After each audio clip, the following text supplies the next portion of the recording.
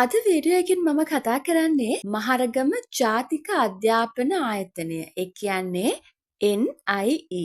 මෙන්න මේ ආයතනයේ තනතුරු 10ක පුරප්පාඩු සඳහා කරන බඳවා ගැනීම පිළිබඳව.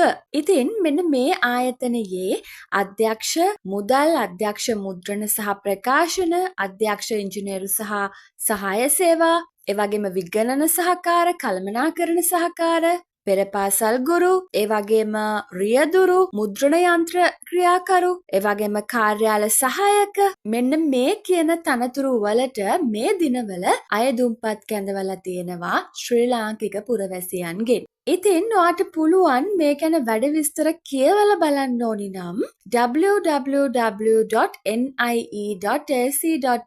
කියන වෙබ්සයිට් එකේ news and events කියන section එකට ගිහිල්ලා download කරගෙන බලන්න. වීඩියෝ එකට යන්න කලින් මතක් කරනවා ඔයා අපේ channel එකට අලුත් කෙනෙක් නම් ඒ වගේම ඔයා තාමත් අපේ channel එක subscribe කරලා නැත්නම් ඔන්න දැම්ම subscribe කරන්න කියලා. හරි. අපි යමු වීඩියෝ එකට. ඉතින් ඔයාට මං කලින් කිව්වා වගේම තනතුරු 10ක පුරප්පාඩු සඳහා අයදුම් කිරීමේ හැකියාව තියෙනවා. ඒ අදාළ තනතුරට අවශ්‍ය සුදුසුකම් සම්පූර්ණ කරලා තියෙනවා නම් ඔයාට පුළුවන් ඒ තනතුරට අයදුම් කරන්න. ඉතින් NIE එකේ වෙබ්සයිට් එකට ගියාට පස්සේ news and event කියන section එකේ මේ කියන vacancies පිළිබඳව advertisement එක දාලා තියෙනවා. ඒකත් එක්කම ඔයා ඇප්ලයි කරන්න ඕනි ඇප්ලිකේෂන් එක ක්‍රියේට් කරගන්න ප්ලේස් එකක් තියෙනවා. ඔයා මේ දකින්නේ ඔයා මම ඩිස්ක්‍රිප්ෂන් එකේ දාලා තියෙන ලින්ක් එකෙන් මේ වෙබ්සයිට් එකට ගියාම එන ඉන්ටර්ෆේස් එක. මෙන්න මෙතන ඔයා දකිනවා ඇඩ්වර්ටයිස්මන්ට් කියන එකේ මේ තනතුරු වලට අදාළ දැන්වීම ඔයාට බලන්න පුළුවන්. ඔයා මේ දකින ඇඩ්වර්ටයිස්මන්ට් එකට පහලින් තියෙන රික්‍රූට්මන්ට් කියන එක ක්ලික් කරන්න. ඒක ක්ලික් කළාට පස්සේ ඔයාට එනවා ඉන්ටර්ෆේස් එකක් අලුතෙන් ඇප්ලිකේෂන් එකක් ක්‍රියේට් කරන්න. ඉතින් ඔයාට පුළුවන් ඊට පස්සේ ඇප්ලිකේෂන් එක ෆිල් කරලා සබ්මිට් කරන්න. ඊට පස්සේ ඔයාට පුළුවන් මේ ඇප්ලිකේෂන් එක ඩවුන්ලෝඩ් කරගෙන ඒකේ print out එකක් අරන් අන්න ඒ පිටපත අධ්‍යක්ෂ ජෙනරාල් ජාතික අධ්‍යාපනය තැපැල් පෙට්ටිය 21 හයි ලෙවල් පාර මහරගම කියන ලිපිනයට ලියා පදිංචි තැපෑලෙන් යොමු කරන්න. ඔයා ඔයාගේ අයදුම් පත්‍ර 2025 10යි 7 වෙනිදා හරි ඊට කලින් හරි ලැබෙන විදිහට අනිවාර්යයෙන්ම යොමු කරන්න ඕනි. ඒ වගේම අමතක කරන්නේ නැතුව ඔයා අයදුම් පත්‍ර යොමු කරන ලිපි කවරයේ වම්පස ඉහළ කෙළවරේ ඔයා අයදුම් කරන්නේ මොන තනතුරටද කියන එක සඳහන් කරන්න ඕනි. ඒ වගේම ඔයා රාජ්‍ය සංස්ථාවක, මණ්ඩලයක, දෙපාර්තමේන්තුවක, ව්‍යවස්ථාපිත ආයතනයක සේවය කරනවා නම් ඔයා මේ තනතුරු වලට අයදුම් කරද්දී ඔයාගේ අර print out එක කියනවා මුද්‍රණය කරපු අයදුම් පත්‍රය ආයතන ප්‍රධානියාගේ නිර්දේශයත් එක්ක තමයි යොමු කරන්න ඕනි. ඒකත් ඔයා මතක තියාගන්න. ඒ වගේම ඔයා මේ තනතුරු වලට අයදුම් කරන්න නම් ශ්‍රී ලංකාවේ පුරවැසියෙක් වෙන්න ඕනි. ඒ වගේම තනතුරට පැවරෙන කාර්යයන් ඉටු කරන්න එවැගේම දිවයිනේ ඕනෑම ප්‍රදේශයක සේවය කරන්න ඕනි කායික මානසික යෝග්‍යතාවයකින් යුක්ත වෙන්න ඕනි. විශිෂ්ට චරිතයකින් යුක්ත වෙන්න ඕනි. ඉතින් මේ තනතුරු වලට අයදුම් කරන්න ඔයා කැමැත්තක් දක්වනවා නම් ඔයාට පුළුවන් ඔයා අර ඔන්ලයින් ෆිල් කරපු ඇප්ලිකේෂන් එක ඩවුන්ලෝඩ් කරගෙන අන්න ඒ ඇප්ලිකේෂන් එකත් එක්ක ඔයාගේ බර්ත් සර්ටිෆිකේට් එක කියන්නේ උප්පැන්න සහතිකය. එතකොට ඔයා අරගෙන තියෙන අධ්‍යාපන වෘත්තීය සහතික, ඒ වගේම සේවා සහතික, ඒ කියන්නේ වගේ පළපුරුද්ද සහතික කරන සේවා සහතික.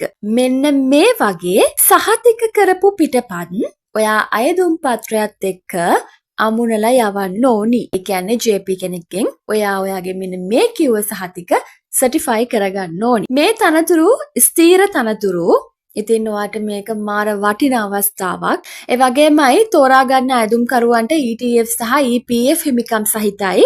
ඉතින් මූලික වැටුපට අමතරව ඔයාට අනෙකුත් දීමනා, ඒ කියන්නේ ජීවන වියදම් දීමනාව රුපියල් 17800ක් මෙන්න මේ වගේ දීමනාත් ඔයාට මේ තනතුරු වලට හිමි වෙනවා. මේ තමයි ඔයා මේ තනතුරු වලට අයදුම් කරන්න ඕන විදිහ සහ මූලික කොන්දේසි. අපි දැන් බලමු ඒ තනතුරට අදාළ සුදුසුකම් මොනවද සහ ඒ තනතුරට කොච්චර වැටුපක් ගෙවනවද කියලා. ඉතින් මේ ආයතනයේ අධ්‍යක්ෂ තනතුරු 3ක් සඳහා බඳවා ගන්නවා.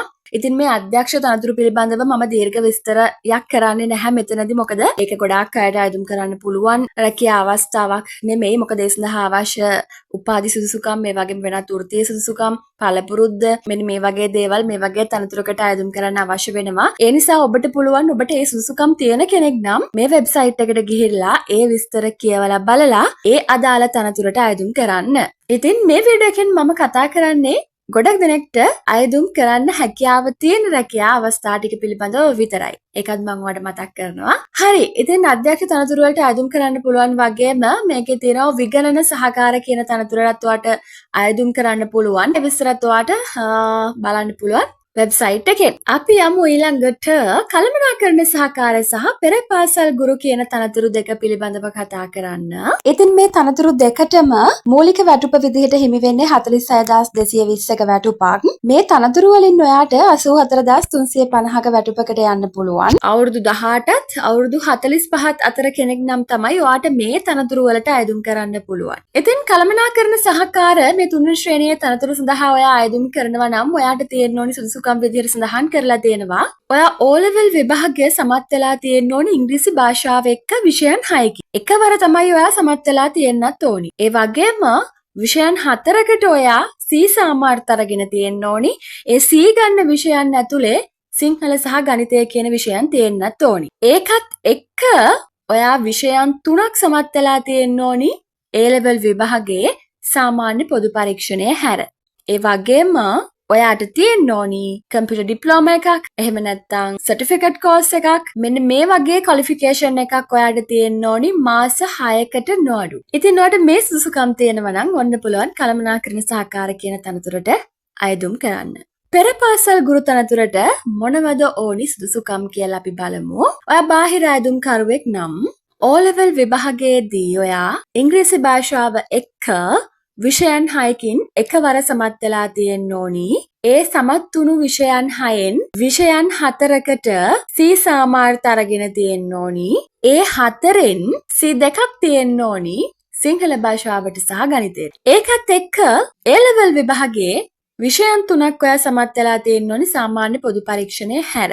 ඒකත් එක්ක ඔයා සම්පූර්ණ කරලා තියෙන්න ඕනි අවුරුද්දකට නොඅඩු ඩිප්ලෝමා කෝස් එකක්, එහෙම නැත්නම් ඩිප්ලෝමා පාඨමාලාවක් පෙර පාසල් සම්බන්ධව. ඒ කියන්නේ ඔයා අවුරුද්දක ප්‍රී ස්කූල් ඩිප්ලෝමා පාඨමාලාවක් කරලා තියෙන්න ඕනි. ඉතින් මේ සුදුසුකම් තියෙනවා නම් ඔන්න ඔයාට පුළුවන් මේ තනතුරට අයදුම් කරන්න.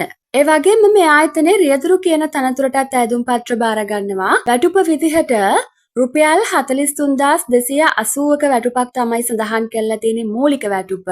මේ තනතුරෙන් ඔයාට ඉස්සරහට රුපියල් 67040ක වැටුපකට යන්න පුළුවන්. ඒ වගේම අවුරුදු 18ත් අවුරුදු 45ත් අතර කෙනෙක් නම් තමයි මේ තනතුරට ඔයාට අයදුම් කරන්න පුළුවන්. ඉතින් මේකට ඔයාට ඕනි සුදුසුකම් විදිහට සඳහන් කරලා තියෙනවා ඔයා O level විභාගය දෙවරකට නොවැඩි වාර ගණනකදී විෂයන් 6කින් සමත් වෙලා තියෙන්න ඕනි. ඒ සමත් වුණු විෂයන් 6 ඇතුළත අනිවාර්යෙන්ම C 2ක් තියෙන්න ඕනි. විෂයන් දෙක මොකක් වුණත් කමක් නැහැ. හැබැයි C 2ක් ඒ විෂයන් 6 ඇතුලේ තියෙන්න ඕනි. ඒකත් එක්ක ඔයාට තියෙන්න ඕනි බර වාහන පැදවීම පිළිබඳ බලපත්‍රයක්. ඒ කියන්නේ ඩ්‍රයිවිං ලයිසන් එකක්. ඒක අරගත්තට පස්සේ අවුරුදු 3ක පළපුරුද්දක් රිය පැදවීම සම්බන්ධයෙන් ඔයා අරගෙන තියෙන්න ඕනි. ඉතින් මේ සුදුසුකම් ඔයාට තියෙනවා නම් ඔයාට පුළුවන් මේ රියදුරු කියන තනතුරට අයදුම් කරන්න. ඒ වගේමයි අරක් කැමි සහ මුද්‍රණ යන්ත්‍ර ක්‍රියාකරු කියන තනතුරු වලටත් අයදුම්පත් කැඳවලා තියෙනවා. මේ තනතුරු දෙකටම වැටුප විදිහට සඳහන් කරලා තියෙන්නේ රුපියල් 42300ක්. ඒ කියන්නේ මූලික වැටුප. මේ තනතුරෙන් 66060ක වැටුපකට ඔයාට යන්න පුළුවන්. අවුරුදු 18ත් අවුරුදු 45ත් අතර අයට තමයි මේ තනතුරු වලට අයදුම් කරන්න පුළුවන්. ඒ කිව්වේ අරක් කැමි සහ මුද්‍රණ යන්ත්‍ර ක්‍රියාකරු කියන තනතුරු දෙකට. ඔයා අරක් කැමි කියන තනතුරට නම් අයදුම් කරන්නේ ඔයාට තියෙන්න ඕනි ඒ ශ්‍රේෂ්ඨයට අදාළව TVC එක. ඒ කියන්නේ තෘතීය හා වෘත්තීය කොමිෂන් සභාව පිළිගත්තු NVQ level 2 ජාතික වෘත්තීය සුදුසුකම් දෙවැනි මට්ටමට නොඅඩු ප්‍රවීණතා සහතිකයක් ඔයා අරගෙන තියෙන්න ඕනේ පිළිගත්තු වෘත්තීය තාක්ෂණ ආයතනයකින්. ඒ වගේම මුද්‍රණ යන්ත්‍ර ක්‍රියාකරු කියන තනතුරට ඔයා අයදුම් කරනවා නම් ඒත් මේ ශේෂ්ත්‍රයට අදාළව TVC එක පිළිගන්න NVQ level 2 මෙන්න මේ NVQ level දෙවැනි මට්ටමට නොඅඩු ප්‍රවීණතා සහතිකයක් අරගෙන තියෙන්න ඕනි තාක්ෂණ හරි වෘත්තීය හරි ආයතනයකින්. ඒ වගේම කාර්යාල සහායක කියන තනතුරට අයදුම් කරන්න නම් ඔයා O-level විභාගයේ විෂයන් 6කින් සමත් වෙලා තියෙන්න ඕනි දෙවරකට නොවැඩි වාර ගණනකදී. ඒ වගේම මේ විෂයන් දෙකකට ඔයා සාමාර්ථ අරගෙන තියෙන්න ඕනි. දෙපාරකදී එක්සෑම් කළත් කිසිම ගැටලුවක් නැහැ. හැබැයි අනිවාර්යයෙන්ම විෂයන් 6ක් සමත් වෙලා තියෙන්න ඕනේ. ඒ විෂයන් 6 ඇතුළේ C2ක් තියෙන්න ඕනි. වැටුප විදිහට සඳහන් කරලා තියෙනවා රුපියල් 40500ක මූලික වැටුපක් 60530ක වැටුපකට ඔයාට යන්න පුළුවන් මේ තනතුරෙන් අවුරුදු 18ත් අවුරුදු 45ත් අතර අයට මේ තනතුරට අයදුම් කරන්න පුළුවන්. ඉතින් මම මේ තනතුරු වලට අදාළව කතා කරපු වැටුප් පරිමාණය මූලික වැටුප. එතකොට මේ තනතුරු වලට අදාළ රජය විසින් අනුමත තවත් දීමනාත් ඔයාට හිමි වෙනවා. ඒකත් ඔයා මතක තියාගන්න. ඒ වගේම මේ තනතුරු සියල්ල ස්ථීර තනතුරු. ඉතින් ඔයාට ඒ වගේම මේවට ETF, EPF කියන හිමිකම් හම්බ වෙනවා. ඒ නිසා මේ ප්‍රතිලාභත් ඔයාට මේ තනතුරු වලට හිමි වෙනවා. ඒකත් ඔයා මතක තියාගන්න. ඉතින් මම ආයෙ මතක් කරන්නම් ඔයා කොහොමද මේ තනතුරු වලට අයදුම් කරන්න ඕනි කියලා ඩිස්ක්‍රිප්ෂන් එකේ දාලා තියෙනවා මම වෙබ්සයිට් එකේ ලින්ක් එක. ඒ ලින්ක් එකෙන් ගිහිල්ලා ඔයාට තියෙනවා ෆිල් කරන්න ඔන්ලයින් ඇප්ලිකේෂන් එකක්. ඒක ෆිල් කරන්න. ඒක ෆිල් කරලා ඉවරුනාට පස්සේ ඔයාට ඒක ඩවුන්ලෝඩ් කරගන්න පුළුවන්. ඔයා අන්නේ ඩවුන්ලෝඩ් කරගත්ත එකේ print out එකක් අරගන්න.